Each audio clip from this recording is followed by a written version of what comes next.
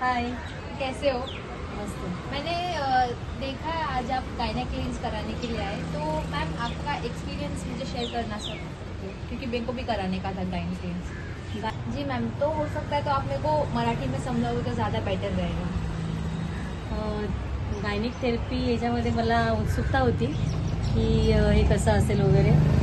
पण जेव्हा मी स्वतः याच्यामध्ये पार्टिसिपेट झाली तर मला हे जाणवलं की माझे बरेचसे प्रॉब्लेम जे इतके दिवस म्हणजे म्हणजे जेव्हापासून आपल्याला पिरियड वगैरे येतो तेव्हापासून आपल्या याच्यामध्ये असतात, पण आपण त्याच्याकडे दुर्लक्ष करतो.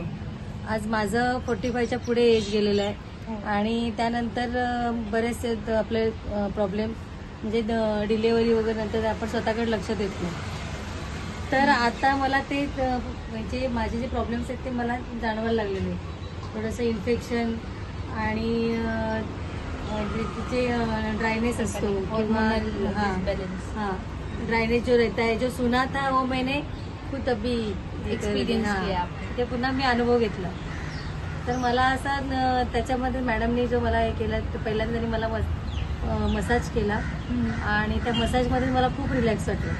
आणि त्यानंतर त्यांनी जे कॅस्टर ऑइलचं ते एक रुमाल होता तो हे करून त्याच्यावर हिटिंग पॅडने मला त्याच्याने शेक दिला आणि त्यानंतर मला क्लिनिंगसाठी गायनेक क्लिनिंग केली. आणि त्याच्यामध्ये ॲक्च्युली आपल्याला वाटत नव्हतं, पण इतके दिवस मला ते पेन व्हायचं, खूप दुखायचं, म्हणजे किंवा फ्रेश वगैरे वाटत नव्हतं.